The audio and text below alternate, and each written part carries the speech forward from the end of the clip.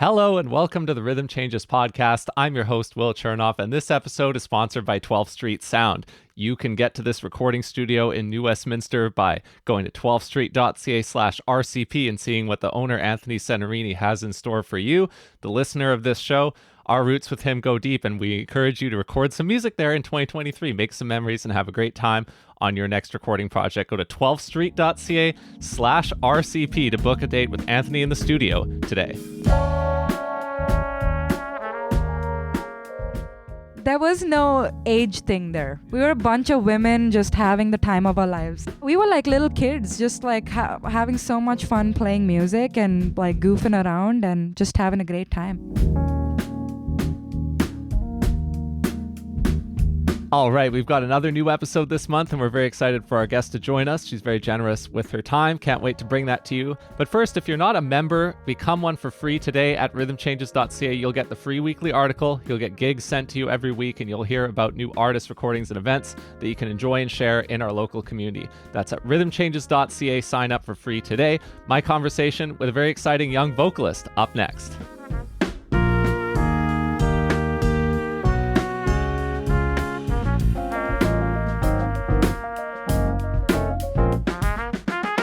Our guest today is a vocalist and the leader of her band Raagaverse, which features Noah Franche-Nolan on piano, Jodi Proznick on bass, and Nicholas Bracewell on drums. They started in 2022 and they're launching into all kinds of stuff this year. They've recently played at Jazz at the Bolt, among all the other many Vancouver jazz venues. They're working on putting out the group's first album, and she is also a member of the Ostara project and has toured once with the supergroup recently. Will be doing so again soon. So I'm looking forward to hearing about all that. Please welcome to the Rhythm Changes podcast, Shruti Ramani. Hi, Will. Thank you for having me. I was just mesmerized by how eloquent you were with that. And thank you for the beautiful introduction and for having me on your podcast. Oh, thank you. I want to single out that you're wearing a Johnny Tobin toque. When did you pick this up? Friend of the show, Johnny Tobin. Well, he was promoting his merch. I love his music. I respect the guy. And I saw this really bright yellow beanie. Since this is a podcast, I guess I should describe it. It's the brightest yellow you can think of, like sunshine yellow. Yeah. And I was like, oh, that looks really, really bright. I want that. And so yeah, good fashion choice. Plus, it's Johnny's merch, which I'm happy to promote. So that's great. Oh, you love to see it. I first heard Raagaverse at the Fox Cabaret. You played a double bill with Itamar Erez's group. And if I'm not mistaken, that was the first concert by the band officially. Is that true? That is true. Yes, that's 100% true. Big thanks to Diane Cadota for actually inviting us to do this. And that was the first time we decided to play as a group. I had started to play my music with a couple of different people, but when I heard it with Noah and Jodi, I really thought that was what it was meant to sound like. And yeah, so that was our first time together. And it just solidified with Nick being there, because initially it was just the three of us and we were looking for a drummer and we were trying to play with a bunch of drummers to see. But when we played with Nick, and we didn't have any rehearsal to this gig actually. We just went on stage and did it. Which was wild. Really? Yeah, we had no rehearsal on that one. So we had, we had heard all the music, we had the charts and everything, and we discussed verbally what was going to go on. We tried to play some stuff in the sound check, but that was about it. But yeah, Nick nailed it. And we were like, yeah, this person completes Raagaverse, and then we became a quartet. Yeah. Yeah, because I remember you filled in the set, like you played, I think it's track 1 or 2 from Sun Songs from Jodi's album, right? Like with that That's band, right. Which I thought was interesting. But it definitely seemed like a move of like filling the set list with material, right? Because it was your first ever time. Yeah, it was. And it was also a note to Jodi. I think when we started out, we talked a lot about how we want to compose for each other, as in compose for the group as a collective. So we thought it would be a collaborative thing. So I thought it would be fun to play some of Jodi's tunes and see how it vibes with the group. Always love singing other people's compositions. So there's that. Yeah, and hopefully in the future we'll be having other members of the band write for the band as well. So. Oh, nice. Yeah, I I noticed you mentioned about making it a quartet and really launching the band there. Is that because on the way to that Fox Cabaret performance, which I think was about a year ago now-ish, like it was in the spring Yeah. of 2022, before that, did you do a gig? I didn't go to this gig, but I remember hearing about it, that was kind of a precursor to Raagaverse, or maybe the first version of it at the second floor. Is that what it was? That's right. Yeah. Yeah, you have better memory than I do. Between the two of us, we'll figure it out. Yeah, that was a very fun gig, and that was kind of one of the first gigs I actually premiered some of my compositions at, and that was exactly the moment. Noah came up to me, and Noah was the one that was like, "Hey, I have a feeling we should be in a band." And I was like, and was he playing at this gig or no? yeah, he was playing at the Okay, gig. yeah. So it was Noah, Jodi, and I, and then Arvind on drums. Nice. Amazing drummer as well. So we were playing all this music, and he was like, yeah, this feels like there's something going on here. It feels like we're going to do this a lot more. And I was like, yeah, you're right. I also have the same feeling. I feel like we should be a band. So in agreement, we decided. And the next gig happened to be a month later, the Fox show. And in that time, we had decided to be a band. So it was really soon between those two things. Yeah, it was literally just exactly that gig, that moment where we had discussed it. And a few weeks later, we had already decided, yes, we have something here. And initially, it was a trio. But after the Fox gig, yeah, that changed. So. Wow. Okay. Yeah. So that really moved. That really, once you had the feeling that it was time to do that, then it really started going. Yeah. And it hasn't slowed down since, like all the other places you've played. Like what? You've played at Frankie's. You've obviously just played at Jazz at the Bolt. That's the most recent one, right? Yeah. We went, we did our first out of BC show with each other at the Calgary Jazz Ahead. Oh. Pretty recently in November. So that was a big experience as well, because I came here and I've only been within BC and for school. So to have the opportunity to go tour with Ostara, but then also bring my group to the same event, which was in Calgary, that was kind of fun. Wow. So played with both the bands at Jazz Ahead. Yeah. Oh, there's so much I wanna ask about Jazz at the Bolt. I want to ask about the Ostara tour.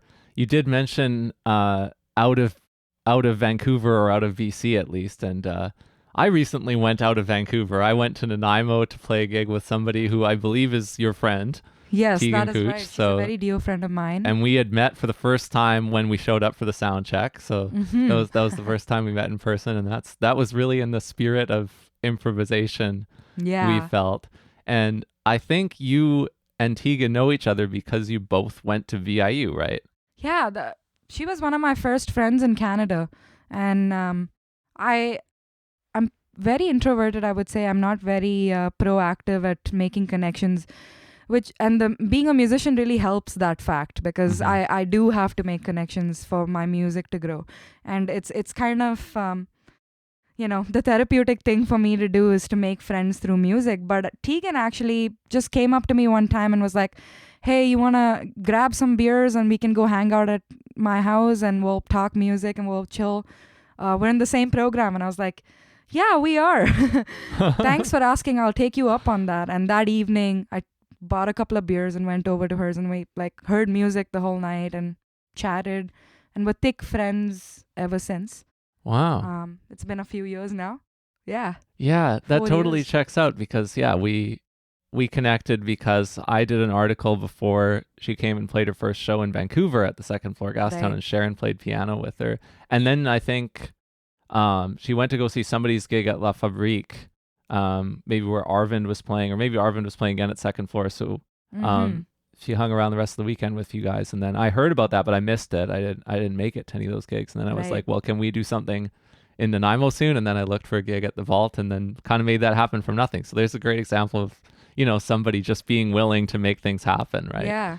Yeah. It's definitely worth it, and definitely brings very unique, beautiful people together oftentimes through the spirit of making music. So yeah, that's awesome. Yeah. So you ended up, this is at Vancouver Island University, which is in Nanaimo on Vancouver Island. So this was the first place that you enrolled to study music in Canada when you came to Canada? That's correct. And it was also because it was more affordable for me as an international student. The program fee was considerably low compared to, say, Capilano University, where I finished my degree. So I got a scholarship in my second year, which kind of enabled me to afford Capilano and to be able to make up that difference of money. It was a really great school. I learned theory from Ben Henriquez, an amazing horn player he used to live in Vancouver. I remember but he's when he on used the to island play, now. he had an album called Captain Awesome, I think is what it was called. Yes, I love his album. Yeah, I've performed a lot of tunes from his album. Oh, really? As time has passed. Yeah. Huh. Yeah. So that makes sense. So you went to VIU for 2 years. That's and right. then you, via the scholarship, then you made the switch and you came to Vancouver and you went to Cap and you finished there. That's right. Yeah. And Cap was a good place to make connections, like we're talking about. Brought me out of my shell a little bit. Yeah. I wasn't playing a lot of music then, but I think it did set me up to play music later on when I was done with university. I was actively doing stuff.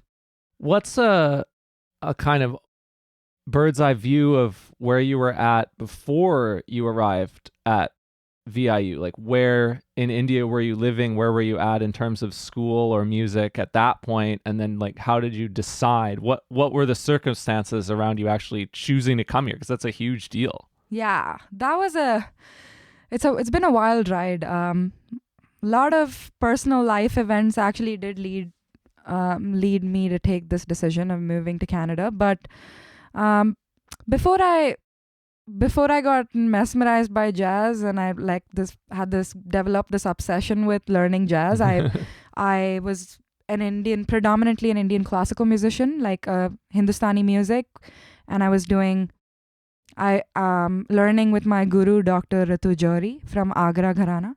And so I learned the tradition from her. I got a bachelor's degree in Indian classical music, and those can be really long. They're like 8 years long, the program. And so I started early when I was still in school, high school, and then I did the 8-year program and also went to a conservatory to study Western classical music when I was 18. Wow. Yeah, and then that wasn't my jam because I really did not like singing opera music. And I found that it wasn't I guess it wasn't me being true to myself and in ways of how I want to express myself and what I have to say. And the lack of the improvisation aspect in that repertoire. So it wasn't really calling to me in a way that jazz did. So I did not finish that program. I was supposed to graduate in London because that program was affiliated with Middlesex University in London. So I was supposed to fly to London, do 2 years there, and then that would have been the end of the bachelor's program. But I was like, nah, I'm going to start over doing something I really want to do, and that was jazz. And it was between the States and Canada, and everyone loves Canada more. Huh. Or maybe you should edit that out. Just kidding. It just seemed like a friendlier and a more musically and culturally diverse place for me to be in. So I picked Canada. And then how did it come to be here as opposed to maybe, Montreal or Toronto or something like that? I do have like relatives. My cousins were studying, one of my cousins was studying at the U of T doing architecture, and another one of my cousins is was studying physics at UBC. So I had some people I knew, and I was like, oh, and BC seems warmer, and I was like, my tropical butt is gonna freeze in Montreal, and I'm probably not gonna adapt well to the cold. And I was like, BC seems like warmer compared to. That was one of the factors for sure. Yeah. Oh, very smart. And then, ending up at VIU and then being able to experience that and experience Capilano on your way to finishing here. So that's a total time of, now we're talking about total time since you've been here. That's like 5 or 6 years. Yeah. I think it's coming up to be 5.5 years or so. Yeah. Yeah. And then where were you living in India before that? Did you say you were in Mumbai? Yeah, I grew up in Mumbai. I was born in the south of India in Kerala, but I I grew up in Mumbai and I did my schooling and everything there, and university, or what do we call junior college, which is kind of still high school. And then I moved to Chennai, South India. where which is to at the KM Conservatory, which is the place I was trying to do in Western classical music. It's a conservatory started by a Grammy Award-winning musician, A.R. Rahman, who's also done music for Slumdog Millionaire. Okay, yeah. Yeah. Is that a common thing? How would you describe that to someone who hasn't lived in India, or someone who isn't like moving from the south to the north, or vice versa? Is that a common thing? Do people move around the different regions of the country like you did, hard. or is it not as common? It is common. People do it for work, but I find that there is language barrier which they have to overcome because of how diverse India is, and every time you cross the border from one state to the other, the language has changed. So either if you're moving long term and you're you're a North Indian moving to South India, you will have to learn the language a little bit you do. Yeah. So your folks were coming from the south to the north at that time. Yeah, my dad also grew up in Mumbai, so it's like generationally we had already moved there. Interesting. So we're all fluent in Hindi, but my parents, since I was born in Kerala, I learned Malayalam, and my family's Tamil, so I learned Tamil as well, and then Marathi because Mumbai is in Maharashtra.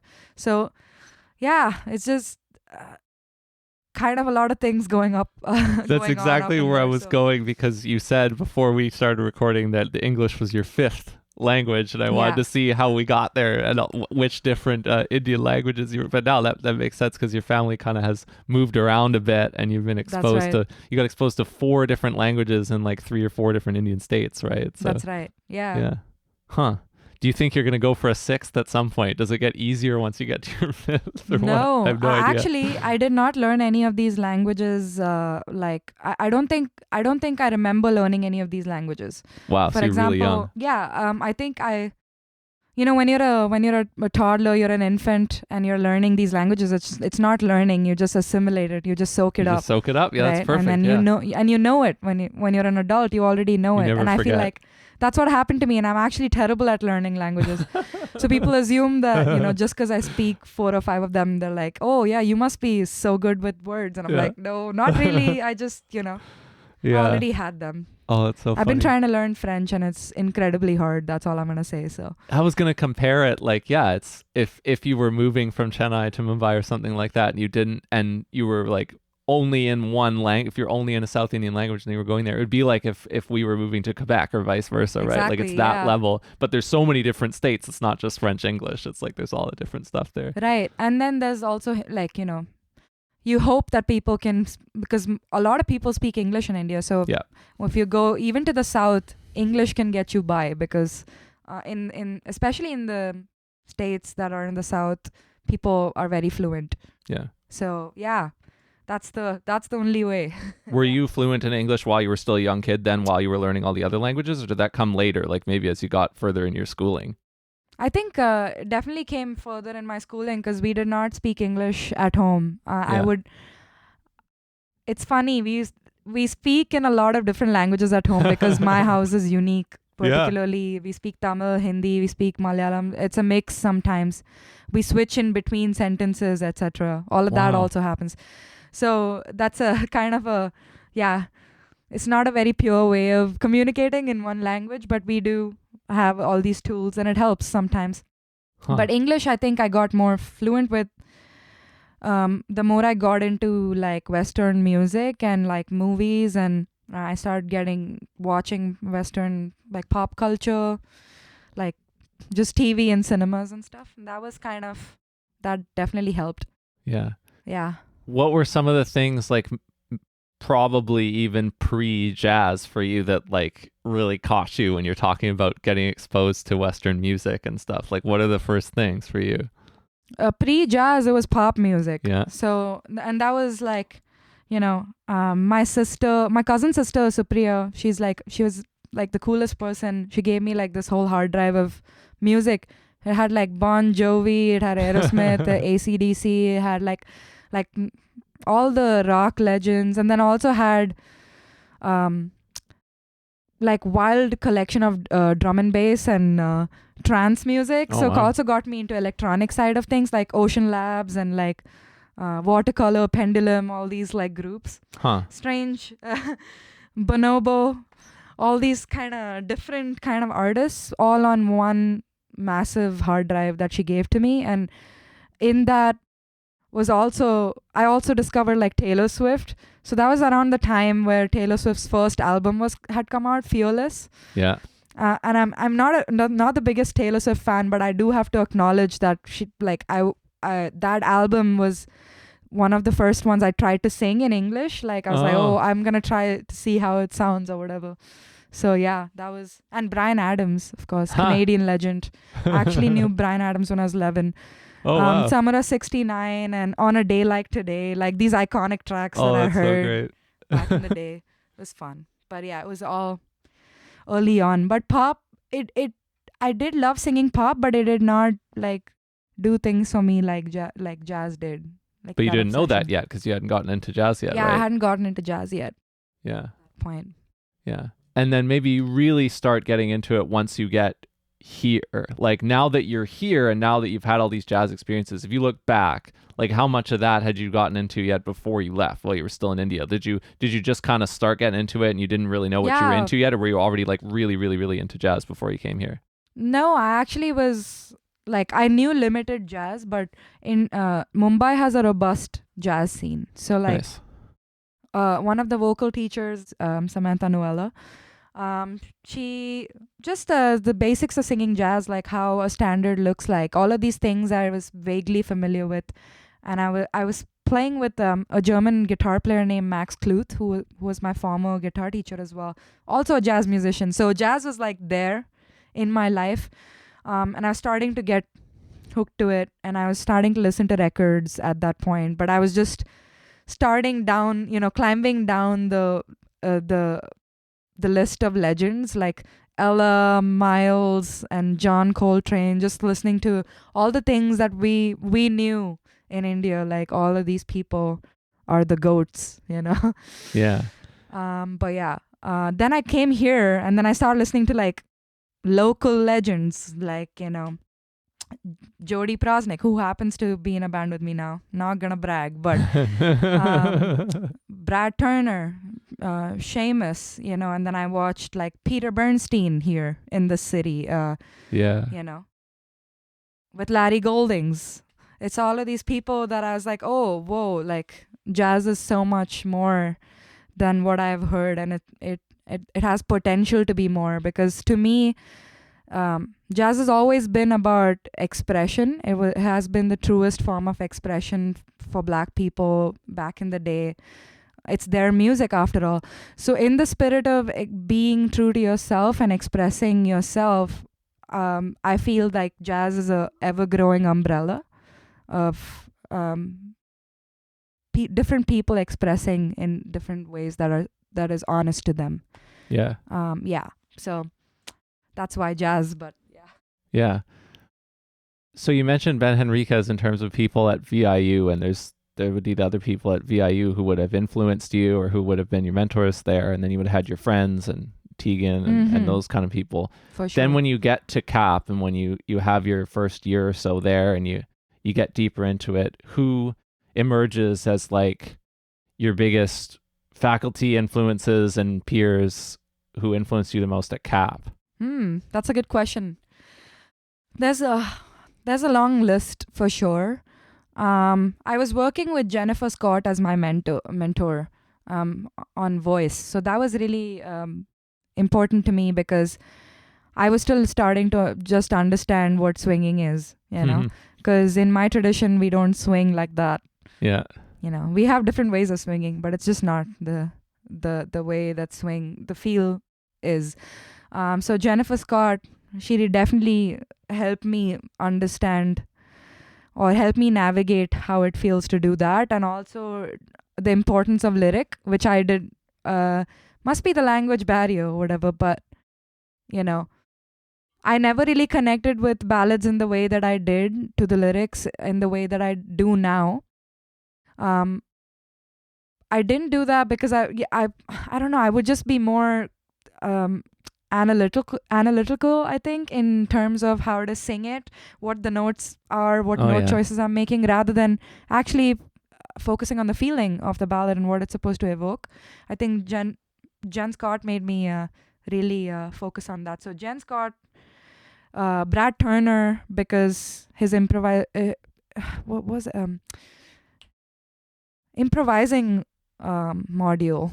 I don't know what it's called anymore. It's been a while since I graduated, but it was improv class where we learned how to improvise. And he was, he taught some of the things that he taught is gonna stick with me forever and has changed the way I improvise. So I think Brad Turner, Jared Burrows, because he actually happens to have studied Carnatic music, which is not the same thing as what I do, but we have I could explore my Indian music within the realm of jazz under his guidance in a very rudimentary form at that in when I was in lessons with him. So Jared Burrows, and friends, I think Faven. Yeah. Faven is a amazing trumpet player here in Vancouver. Everyone knows Faven. If not, you should go check her out. It's hard to describe Faven because she's such a full person, such a wholesome person. Her music is amazing. She's amazing as a human being. She's a great friend, and she, what she believes in and how she conducts herself is something I admire. So Faven. And then I have a bunch of friends at CAF, so if I can't give a shout out to all of them, but they know who they are. Yeah. And then all that said, a big congregation of a lot of those people and of a lot of stuff that you've done since you started Raagaverse last year was you played at Jazz at the Bolt, and now that happened to be when I was away in Nanaimo, so I didn't get to experience that either. So we're a week away from that now, about when we're talking right now. So how did that go? What's your reflection now on the whole Jazz at the Bolt experience? How was it? I think it's absolutely phenomenal what they put together in these 2 days. And I think I was really inspired just hanging out in the green room amongst like some of the best musicians on the planet, I think. My only thing is, how do I split my body and go watch all of these amazing artists while they're playing at the same time, and that's the hurdle of any good music festival, I find. So big shout out to Corey Weeds and Tim Reinhardt for putting this together. And for having Raagaverse come and play. So we were playing the James Cohen Theatre, really beautiful venue, it was early in the morning, 12 p.m. Or at least that's early for me. Yeah. It's not early in the morning, I guess. But 12 p.m. And Noah Franche-Nolan, our piano player, was not able to make it because he is in New York City right now doing amazing things. They're getting his master's, which we love. So we had the amazing Chris Jestrin fill in for Noah for the gig. And, that changes everything. We're still playing Raagaverse's music, but we have the amazing Chris joining us, and his musical perspective has something different to bring to the, to the music. So I find that it was just kind of like hearing it in a fresh perspective through Chris's lens. So I always enjoy doing that. And it was a lot of fun playing that gig. We got a great turnout, and people were really happy and they're talking about Raagaverse, which gets me excited. So yeah. What else did you see throughout the rest of the day and the rest of the weekend? What did you see? I absolutely could not miss, I did see the Night Crawlers, but I absolutely could not miss Virginia McDonald's quartet, because she happens to be one of a really dear friend to me. Since we did go on tour together, and we had a lot of time to bond, playing music, talking about life and stuff. But she's she's my favorite clarinet player, hands down, across years and years of all the clarinet players that I've encountered, and the legends. I think her music is really, really special. So I watched her play some of her original music and also some really fabulous arrangements. Yeah, but that was an amazing quartet. That was phenomenal to watch. Then I did watch the Night Crawlers. It was such a cool vibe with percussion and drums. I think that's a really unique thing I haven't heard in a while. Had you heard the Nightcrawlers play before? No, I hadn't. Okay, That was my 'cause first time watching That's them. funny timing because I think I'm sure that I'm a little bit older than you. Exactly how much is just up in the air, but the Nightcrawlers were starting when I was coming up. Like okay. Jesse and Corey were starting to kind of put that group together, and they had some albums that came out when I was in high school. I remember I used to go to the Cellar to hear the Nightcrawlers, and my dad really liked the Nightcrawlers, and so I Nice. got the album. So it's a big group for me. I appreciate how fun it was, and Dave Definitely Sekula's have a- guitar playing, and Yeah, they have a unique sound, I think. It feels very nostalgic, but at the same time, it feels very fresh in some ways. yeah. So I really liked hearing them play. I heard Mickey. I could only catch some of her set, but that was amazing. With Mark Turner. Yeah. Yeah. Phenomenal. Like, one of the most creative people I've seen on the piano. So really, really amazing. And the rest, the previous day, I had tooth issues, so I could not make it. But yeah, it was fun catching whatever I could on Sunday. We'll get back to the conversation with Shruti in just a second, but first, we're doing a subscriber drive for the Rhythm Changes update. That's where paying subscribers get an exclusive column from me on Fridays by email and accessible on the web at rhythmchanges.ca. I'm on a mission to welcome 50 new subscribers into the update this year, and you should be one of them. Go to rhythmchanges.ca/update to get a discount on your update subscription. That's rhythmchanges.ca/update to subscribe now.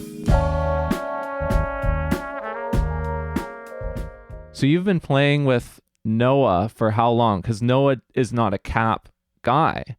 He had he's a recent guest. He was on an episode just 2 episodes ago, and we kind of talked about Toronto and growing up here, going to Toronto, ending up in New York now where he's studying. When did you start playing with him? Was it for the Raagaverse stuff, or had you started playing with him a little bit before? Well, it was actually for the right before Raagaverse, for the second floor Gastown thing. And Arvind Ramdas, he had like this in his house. He had like the space for people to jam, and and Noah was actually Arvind's friend, and I had come to Arvind's house to hang out and play some music, and Noah happened to be there. So we decided to jam on the spot. We played a couple of standards, and we were both like, whoa, like playing with you seems really, really, it seems really intriguing, seems really addicting. Something is special about this. So then I called him to do a gig with me. And shortly after, we were like, let's do a band together. So it's like, it snowballed, and it kind of had to. And Noah and I have played duo as well a lot. We did a bunch of duo gigs, maybe like 8 of them over the last few months. And every time we have this kind of musical understanding. We're also best friends, it happens to be. So even within music, we have this level of communication that I don't necessarily share with all the musicians that I play with. It's quite special. So, Raagaverse wouldn't be without Noah. Mm-hmm. Yeah. Which is why we were like, no matter how long it takes, it's you that's gonna be the piano player for Raagaverse. Even if you went for an 8-year program to halfway across the country or something, we would wait for you. So yeah, that comes across for sure. Mm-hmm. So when did you start? Not necessarily when did the first Raagaverse repertoire compositions that you wrote? Not necessarily when did you write those specific tunes, Right. but on your journey from India to BC, from your Hindustani musical experience through to your brief stop in a classical program to getting interested in jazz to all that stuff, like when did you start conceiving of music that sounds like Raagaverse, and how did it get to, because that's got to be something that comes first. You got to have the musical concept, right, to be able to bring it into that group. The actual nuts and bolts of launching the band happened very fast. Yeah. So you must have had that musical concept already for some amount of time. So when did you start making music that sounded and felt like that? It's that's a great question. I haven't really ever thought about this, but it actually just started with this one tune which is going to be on the album. It's called Sajan, and we always play it every time we start a Raagaverse set. It's always the first tune we play for some reason. Is it in G? It is Yeah, in G. okay, so I remember from the Yeah, Fox. it's like for a sure. bluesy kind of sounding tune, Yeah. right? That happens to be the first thing I wrote, arranged for. Well, I didn't know at the time that it was going to amount to anything. Mm-hmm. But it was a very strange experiment. I was like, had the sentiment where I'd put away Hindustani music for 2 years studying jazz because I wanted to really focus on one thing and make sure that I was giving all my energy and time into learning this new tradition, that I wasn't slacking off. So, I wasn't engaging in Hindustani music as, as frequently or as intensely as I used to before I joined this program. So I was kind of feeling like this conflict within myself where I was like, I'm feel like I'm losing my Hindustani training while I'm trying to learn something new that I'm not really that solidified. Like I haven't found my place with jazz yet. And so it was like this transition period and I was feeling a lot of emotional internal conflict. And I was like, okay, like I'm going to take this Hindustani head, I'm going to practice it. But I was also in front of the piano at the time and I was like, what if I apply some of these harmonic concepts that I've been learning in jazz school to this like Indian classical melody? Like how would it sound? Like what chords would work with this melody? So I sat around and fooled on the piano until I found like this really bluesy chord progression that went perfectly well with the head. And I was like, oh, what if it had a slow ballad swing feel to this? What would all of this sound like? But then, I was just like, okay, I'll just make a chart for this and I'll put it away, which I did. Didn't think about it for a while because I was really afraid to show anyone. Huh. What was on the chart? Was it just lead sheet? Was it just melody and chords? Yeah, it was melody and chords. That was it. And it was chords that I thought were like made the melody shine. And it was, it was predominantly ended up being like a jazz chord progression. So, but at the time I was like, oh, the Hindustani traditionalists are going to take offense to this, or the jazz people are going to be like, what is this stuff? This is not jazz, or, it doesn't qualify or whatever. So I didn't really do anything with it. I just put it away. I was like, okay, cool. This sounds kind of interesting. We'll see. One day. Play it one day, which happened to be a year later.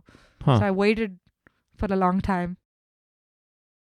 Okay. And then the other compositions you followed on with when the band started becoming a real thing, then you just wrote a bunch more music kind of following this feeling? Yeah, I think I'd started writing stuff and stashing them away, being like, I'm not going to show this to anyone. Oh, okay. But until one day, then I was like, with Noah, I was like, oh, this person seems really open. I feel like I can trust them. So I just like showed him some of the stuff.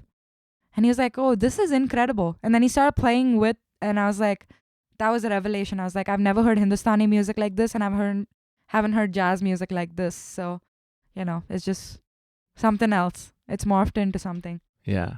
And then you have mentioned that there's an album coming up, and there's just some different practical things about how that's going to come together. But like, where are you at in general on your album cycle? Is this something that you've already recorded some or all of and you're just figuring out how to put it out, or do you still have yet to do your studio dates for this first Raagaverse recording? We are yet to record, and we're extremely excited because we've been playing for almost a year now, right? And people do ask us, so like, where can we get your music? We love it. And we're like, it's coming. And now I think it's more so the music needs to go out, and we've applied for a Canada Council grant, and we're going to find out at the end of this month if we got it or not. But irrespective of whether we got it, we have still decided to put out the album this year. And the special thing about this album is that I'm writing string quartet arrangements that go with some of these tunes. So it's going to be a Raagaverse plus, so it's going to be 8-piece for some of these compositions. Not all of them, but... Wow. I'm not going to give too much away, but the album may have like 6 to 7 tracks, and out of them, three of them might feature the string quartet. Well, of course you can't give too much away because you haven't recorded it yet. Yes. Yeah. So. And obviously it has to be, Noah has to be back in town right? That's Yeah, another consideration. I do have to say a big shout out to Diane Cadota, who's working with Raagaverse, and in some ways managing us and helped us put this grant together, and will be helping Noah fly out to Vancouver to for this record to happen. Oh yeah, okay. And whatever else that follows. Yeah. With regards to the album, but And that's cool. Would you say it is more likely that it's going to be coming out via a Canadian jazz label that people know, or that you'll be releasing it independently? I cannot comment on that, cool. but I don't think it'll be. I think we will try to do keep the music as much as possible, because the music is really precious to me. It's not just mine. It comes from a tradition that's thousands of years old, and it comes from a family of music. So there's a lot of things to consider here. And if we were to sign with a label, we have to consider how the label represents other people of color, and if it does. And and the music is unique. Like I said, it's kind of hard to see in what direction we'll be going with the music, but there's a lot of exciting opportunities.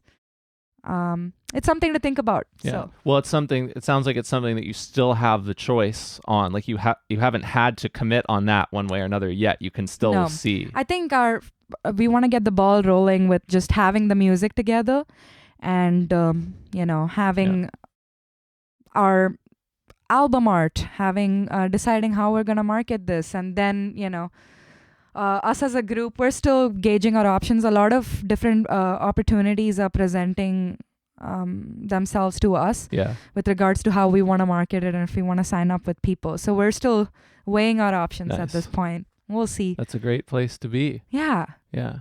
And then one other thing that happened to you over the last year away from Raagaverse is that you started to perform with the Ostara project. That's right. Yeah. And I don't know. I just am curious how that started. Like, obviously, you've got the connection through Jodi and Raagaverse, but like, how did you come to be a performing member of the Ostara project? I think it's all Jodi. She's the magic maker, and she's spearheading the project, and they are Juno nominees now. That's the kind of person she is. She knows. She trusts people. That she has a good gauge of how people are, and how they can contribute to that situation musically. And it was really kind of her to ask me to do this. And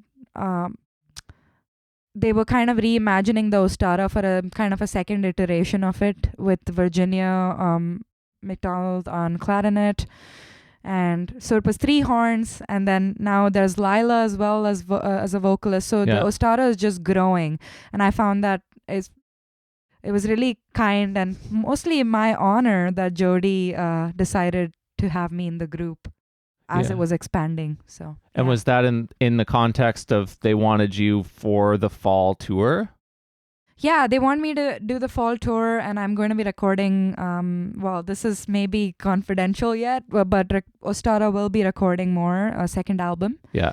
And I will be featured on the album as well. And we're going on tour again this summer. So. Yeah, because it didn't quite hit. The timing wasn't for Ostara to play with the original lineup at the 2022 Vancouver Jazz Festival and the Canadian Jazz Festivals, but I would imagine that's what's happening this coming summer. So that's right. They're doing and you'll be doing that with them. That's right. Yeah, it's gonna be a lot of fun. Maybe a few weeks later, end up in Montreal for the last Jazz Fest. So that's gonna be fun. So what are some of the memories that you took away from playing with them in, was it October, November? Your tour experiences there. How was that like? I think I've finally realized the importance of playing with people that inspire you, and people that you admire and cherish, and people that make you feel like it's a safe space to explore. And I find that the music that's made in such settings are way more beautiful and more like they're special for some reason. And compared to when, you're just on a gig with a bunch of dudes, and there's not that level of respect. There's not that level of closeness. So being on tour with them and doing a residency where we just spent 2 days playing each other's music and trying to compose stuff together. And I think that was a turning point. And we also talked about each other's lives, and Mm-hmm. and I think I made lifelong friends. And so, yeah, I made lifelong friends in this group. So basically, I'm the biggest fan of these people. Like I'm personally invested in their projects now, and I'm like, I cheer them on. I promote their stuff on my social media, and I do all of it because of the joy that they brought me in the time that we toured together and the time that we made music together. I think it has been one of the most special moments of my life, I would say. Wow. And you had, like, as you mentioned before, you had Virginia there as kind of like your closest like age peer, and that was an interesting we were closer bond. in age, but I think Rachel, Oh yeah. Allison, Virginia, and I, we were hanging out all the time. Amanda and Jodi are older, kind of our mentors, but they were, there was no age thing there. Yeah. We were a bunch of women just having the time of our lives. That's Honestly, great. It was like, we had, we were like little kids, just like having so much fun playing music and like goofing around and just having a great time. Also, it was stunning because UConn, right? Mm-hmm. And there's a little bit of educational components to some of your tour stops, right? Like you maybe did some workshops, or you did some workshop parts of your performances, right? That's right. So at White Horse, I worked with singers talking about how to incorporate, some of these Hindustani concepts that I bring with me from my culture, kind of how to incorporate it into your practice, despite the genre that you might be dealing with. It's just about vocal malleability and how far you can train your voice to be a horn, right? Everyone wants their voice to be a horn. How you do that is, you gotta train it to be a horn. Yeah. Yeah. I always like to ask people who have arrived here in Vancouver from wherever and have stayed for at least a certain span of time, like, where do you consider home right now at this point in your life? And like, to what extent does this feel like home, or what do you feel about where you want to be, kind of things? Like, how do you think about that? Where's home for you? Home is where my loved ones are and where the music is. So a home is not one place for me. Nice. Ever.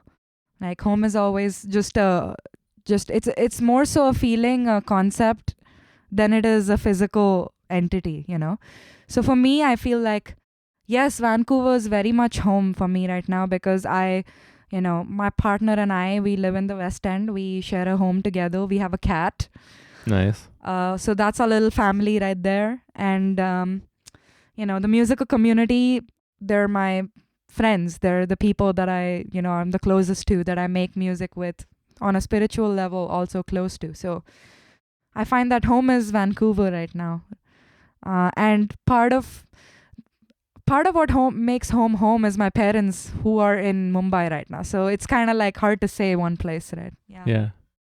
That's a great answer. This has been like one of the fastest moving, most awesome energy episodes I've ever done. So I did not drink coffee today. It could have been worse. It's pure adrenaline then. This has been so much fun. I've had a great time following everything you've been doing over the past year. I'm a big fan of yours, and I want to thank you for coming. I'm a big fan of yours. I love listening to your podcast, and also the people that you bring on here and the way you treat them is special. So I'm looking forward to all of the rest of the cool, exciting people that you're going to be talking with and interacting with. Nice. Thanks for coming out here. Thank you.